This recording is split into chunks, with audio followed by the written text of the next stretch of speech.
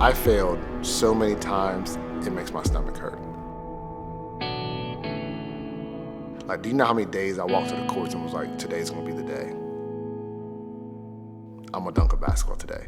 And after hour 3 of just clamming the ball to the rim and then going home and trying to go to sleep and think, is it worth it? Am I ever gonna dunk a basketball? Like, maybe this is it.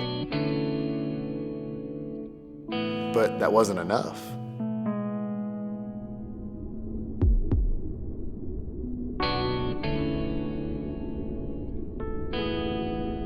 Because on paper, I used to look like, I wasn't even on the team. 5'5", 117 pounds. I didn't want people to count me out because how tall I was. I didn't have really any real role models that was my height.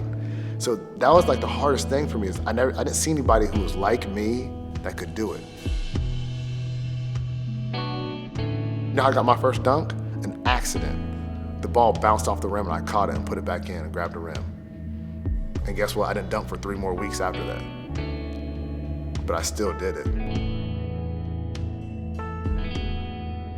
And then I saw an article about a Russian powerlifting team, and there was a fat Russian celebrating after a powerlifting event. And he was celebrating, but he was like 3 or 4 feet off the ground.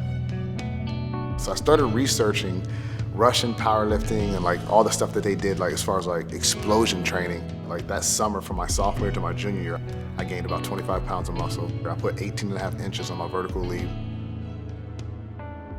And people always say, well, why do you work out so hard? I'm like, how many people do you know that's 5'5" dunking? That's what it took. So that's the only style of training that I know, because it's not normal to jump that high off the ground and take a basketball with you and then land safely. It's not normal. It's not something that everybody in the world is doing. I had to do so much ridiculous training and hours of running, jumping, and lifting and throwing stuff just to put a little basketball inside of a cylinder that's 10 feet off the ground.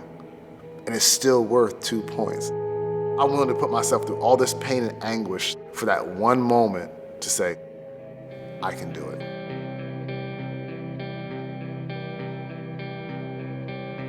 Everybody fails.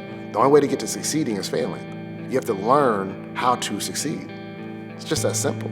It's not easy. Just because a road you choose doesn't have pavement on it doesn't mean you need to walk down it.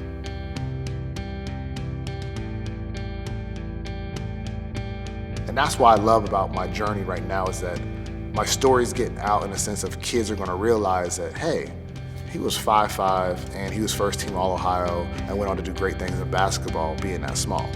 So I can do it too.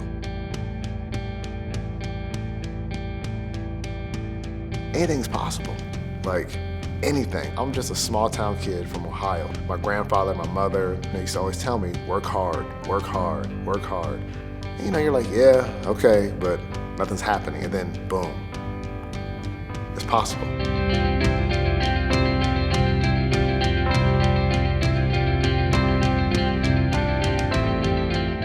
I train this way because I want kids to realize that just because you're small, just because you're not from a big city, you can still do it. You can still live out your dream. You can still dunk a basketball. You can still be the best player on your team if you want to.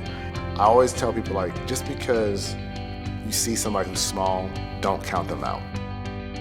And I think that's so cool is that I have the chance to tell that kid who's in Iowa right now, sitting in front of his computer watching a YouTube channel, and he finds my video and he finds out that I'm the same height as him, and for one split second, he may think, I can do it.